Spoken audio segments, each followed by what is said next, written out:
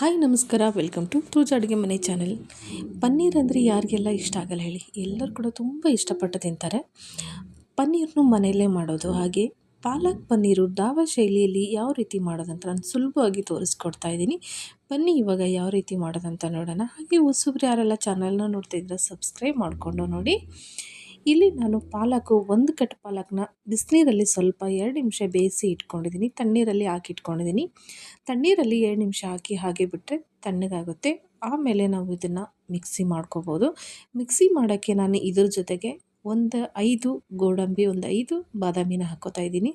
ತುಂಬ ಗ್ರೇವಿಗೆ ಚೆನ್ನಾಗಿ ಬರುತ್ತೆ, ಕ್ರೀಮಿಯಾಗಿ ಸೂಪರಾಗಿ ಬರುತ್ತೆ. ಇದನ್ನು ನೀರು ಹಾಕದೇನೆ ಹಾಗೆ ಇದನ್ನು ಪೇಸ್ಟ್ ಮಾಡ್ಕೊಳ್ಳಿ. ಈ ರೀತಿ ಕ್ರೀಮಿಯಾಗಿ ಅದನ್ನು ರೆಡಿ ಆಗುತ್ತೆ. ಎಷ್ಟು ಸಾಫ್ಟಾಗಿ ಕ್ರೀಮಿಯಾಗಿ ಬಂದಿದೆ ನೋಡಿ, ತುಂಬಾ ಚೆನ್ನಾಗಿರುತ್ತೆ.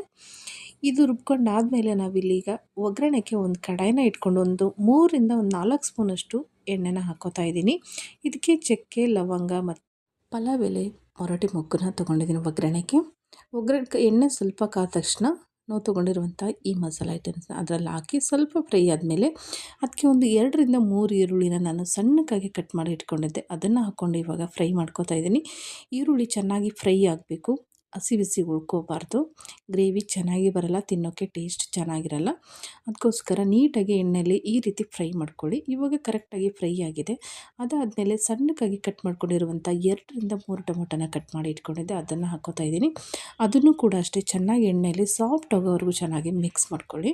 ಈಗ ನೀಟಾಗಿ ಮಿಕ್ಸ್ ಆದಮೇಲೆ ಇಲ್ಲಿ ಒಣ ಬಟಾಣಿನ ನಾನು ನೆನೆಸಿ ಇಟ್ಟಿದ್ದೆ, ಅದನ್ನು ಇವಾಗ ಹಾಕ್ಕೊತಾ ಇದ್ದೀನಿ. ಒಗ್ಗರಣೆಯಲ್ಲಿ ಈ ರೀತಿ ಹಾಕ್ಕೊಳ್ಳೋದ್ರಿಂದ ತುಂಬ ಸಾಫ್ಟಾಗಿ ಬೇಗ ಬೇಯುತ್ತೆ ಬಟಾಣಿ. ಅದಕ್ಕೋಸ್ಕರ ಒಗ್ಗರಣೆಯಲ್ಲೇ ಫ್ರೈ ಮಾಡ್ಕೊಳ್ಳಿ. ಈ ರೀತಿ ಫ್ರೈ ಮಾಡಿಕೊಂಡ್ರೆ ನಿಮಗೆ ಬಟಾಣಿ ಸಪ್ರೇಟಾಗಿ ಬೇಯಿಸೋ ಅವಶ್ಯಕತೆ ಇರಲ್ಲ. ಅದಕ್ಕೋಸ್ಕರ ಒಗ್ಗರಣೆಯಲ್ಲೇ ನೀವು ಹಾಕ್ಕೊಂಡ್ರೆ ಬೇಗನೆ ಆಗುತ್ತೆ. ಇದಕ್ಕೆ 2 ಸ್ಪೂನಷ್ಟು ನಾನಿಲ್ಲಿ ಖಾರದ ಪುಡಿನ ಹಾಕ್ಕೋತಾ ಇದ್ದೀನಿ. ಹಾಗೆ ಒಂದು ಚಿಟಿಕೆಯಷ್ಟು ಅರಿಶಿಣ, 1 ಸ್ಪೂನಷ್ಟು ಗರಂ ಮಸಾಲ, ರುಚಿಗೆ ತಕ್ಕಷ್ಟು ಉಪ್ಪು, 1 ಸ್ಪೂನಷ್ಟು ಇಲ್ಲಿ ಕಸ್ತೂರಿ ಮೆಂತೆ. ಇದನ್ನೆಲ್ಲ ಹಾಕ್ಕೊಂಡಾದ್ಮೇಲೆ ಚೆನ್ನಾಗಿ ಎಣ್ಣೆಯಲ್ಲಿ ಫ್ರೈ ಮಾಡ್ಕೊಳ್ಳಿ. ಮಸಾಲ ಅನ್ನೋದು ಚೆನ್ನಾಗಿ ಖಾರ, ಉಪ್ಪು, ಮಸಾಲಲ್ಲಿ ಚೆನ್ನಾಗಿ ಒಗ್ಗರಣೆಯಲ್ಲಿ ಮಿಕ್ಸ್ ಆಗಬೇಕು. ಈ ರೀತಿ ಅದನ್ನು ಚೆನ್ನಾಗಿ ಒಗ್ಗರಣೆ ಜೊತೆಗೆ ಮಿಕ್ಸ್ ಮಾಡ್ಕೊಳ್ಳಿ.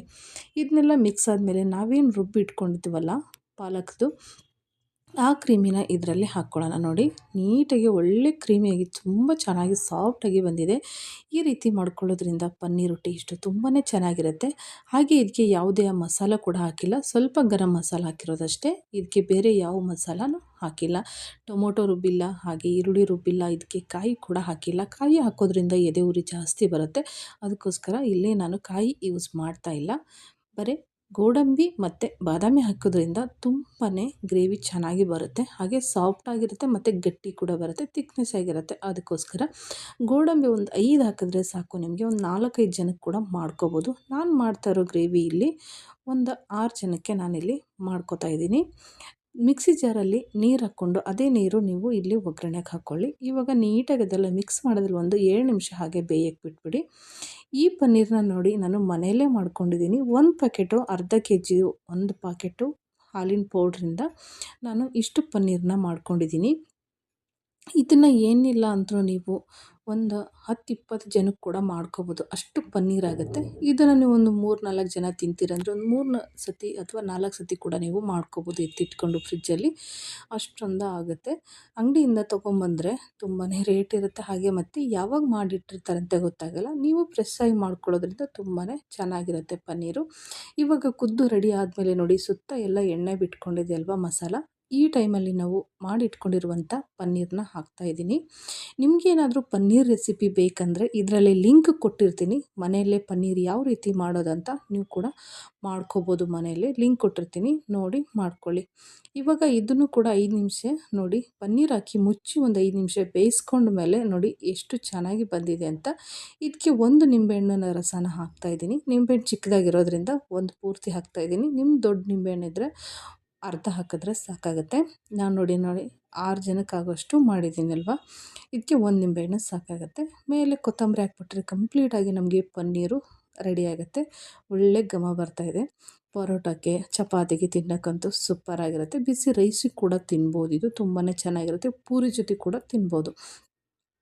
ನೋಡಿ ಎಷ್ಟು ತಿಕ್ನೆಸ್ ಆಗಿ ಬಂದಿದೆ, ಎಷ್ಟು ನೀರು ಹಾಕಿದ್ದಲ್ಲ ಎಲ್ಲ ಅದನ್ನು ಕರಗಿ ಗಟ್ಟಿಯಾಗಿ ಬರುತ್ತೆ. ಗೋಡಂಬಿ ಹಾಕಿದ್ರಿಂದ ತುಂಬ ಗಟ್ಟಿಯಾಗಿ ಬರುತ್ತೆ ಗ್ರೇವಿ. ಈ ರೀತಿ ನೀವು ಕೂಡ ಮನೆಯಲ್ಲೇ ಸುಲಭವಾಗಿ ಮಾಡ್ಕೋಬೋದು. ಹೋಟ್ಲಲ್ಲಿ ಯಾವಾಗ ಮಾಡಿರ್ತಾರೆ, ಎಷ್ಟು ದಿನ ಮಾಡಿಟ್ಟಿರ್ತಾರೆ ಅಂತ ಗೊತ್ತಾಗಲ್ಲ. ಅದಕ್ಕೋಸ್ಕರ ನೀವು ಮನೆಯಲ್ಲೇ ನ್ಯಾಚುರಲ್ ಆಗಿ ಮಾಡಿಕೊಂಡು ಆರೋಗ್ಯವಾಗಿ ತಿನ್ನಿ ಅಂತ ಹೇಳ್ತಾ, ಇವತ್ತಿನ ರೆಸಿಪಿ ಇಷ್ಟ ಆಗಿತ್ತು. ನಿಮಗೂ ಕೂಡ ಇಷ್ಟ ಆಗಿದೆ ಅನ್ಕೋತೀನಿ. ಗೊತ್ತಲ್ಲ, ಇಷ್ಟ ಆದರೆ ಲೈಕ್ ಮಾಡಿ, ಶೇರ್ ಮಾಡಿ, ಕಮೆಂಟ್ ಮಾಡಿ. ಹಾಗೆ ಹೊಸಬ್ರು ಯಾರೆಲ್ಲ ಚಾನಲ್ನ ನೋಡ್ತಾ ಇದ್ದರೆ ಸಬ್ಸ್ಕ್ರೈಬ್ ಮಾಡ್ಕೊಳ್ಳಿ. ಪಕ್ಕದಲ್ಲಿ ಬೆಲ್ ಐಕನ್ ಅಂತ ಇರುತ್ತೆ, ಕ್ಲಿಕ್ ಮಾಡಿದ್ರೆ ನಾನು ಹಾಕೋ ವಿಡಿಯೋದು ನೋಟಿಫಿಕೇಷನ್ ಬರುತ್ತೆ. ಫಸ್ಟು ನೀವೇ ನೋಡ್ಬೋದು. ಈ ವಿಡಿಯೋ ನೋಡೋದಕ್ಕಾಗಿ ಎಲ್ಲರಿಗೂ ತುಂಬ ಹೃದಯದ ಧನ್ಯವಾದಗಳು. ಹಾಗೆ ನಿಮಗೆ ಹೊಸ ರೆಸಿಪಿ ಬೇಕಂದರೆ ಕಮೆಂಟ್ ಮಾಡಿ ತಿಳಿಸಿ. ನಾನು ಖಂಡಿತ ನಿಮಗೆ ಬೇಕಾಗಿರೋ ರೆಸಿಪಿನ ನಾನು ಅಪ್ಲೋಡ್ ಮಾಡ್ತೀನಿ. ಸಖತ್ತಾಗಿರುವಂಥ ಪನ್ನೀರ್ ರೆಡಿಯಾಗಿದೆ. ನೀವು ಕೂಡ ಒಂದು ಸತಿ ಟ್ರೈ ಮಾಡಿ, ಟೇಸ್ಟ್ ಮಾಡಿ ಯಾವ ರೀತಿ ಬಂತು ಅಂತ ಕಮೆಂಟ್ ಮಾಡಿ ತಿಳಿಸಿ. ಎಲ್ಲರಿಗೂ ನಮಸ್ಕಾರ.